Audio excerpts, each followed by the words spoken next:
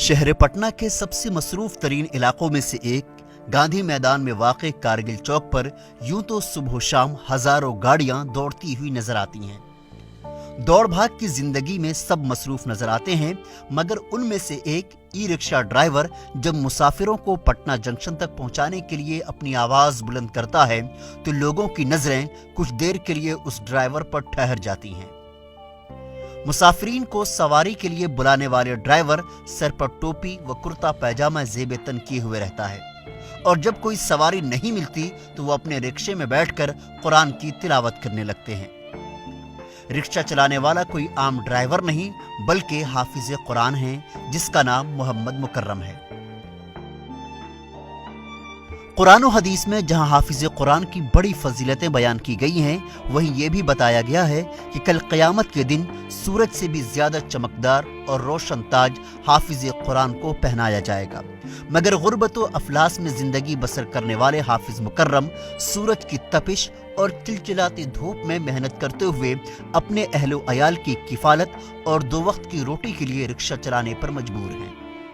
मदरसे से तालीम हासिल की है हाफिज के, और ये पाटलिपुत्रा पढ़ा रहे थे, और लॉकडाउन लगने की वजह से रिक्शा पकड़ लिए और परेशानी बहुत ज़्यादा होने लगा। तब कुछ तो पेट के लिए करना था, इसलिए ये परेशानी की वजह से हम ये काम किए। और मुअज्जिन भी थे और दुजरा मस्जिद में लोग देखते हैं तो कहते हैं कुर्ता पैजामा पहनकर ये सब चला रहे हैं।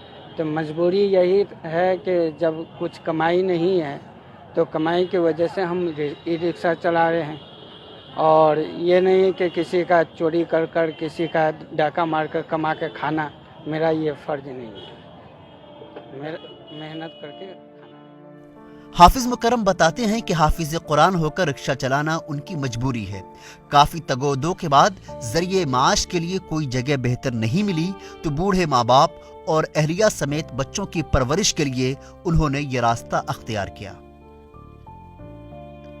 माँ बाप हैं, बाल बच्चे हैं, सबको देखभाल करना है, उसका जो खर्च है उस सबको निकालने के लिए कुछ तो करना ही होगा।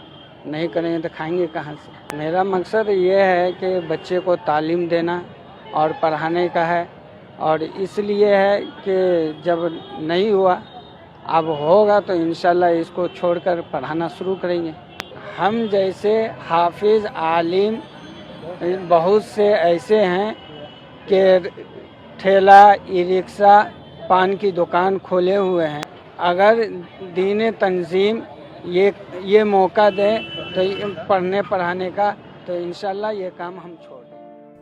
आज जरूरत है कि मुआशरे के दानिश्वर व समाजी व मिल्ली तंजीमों के सरबराह हाफिज मुकर्रम जैसे लोगों की सलाहियत का इस्तेमाल सही जगह लें, ताकि बेरोजगारी के सबब किसी भी हाफिज कुरान या आलिम दीन को रिक्शा चलाने पर मजबूर न होना पड़े। ईटीवी भारत के लिए पटना से आरिफ इकबाल की खुसूसी रिपोर्ट।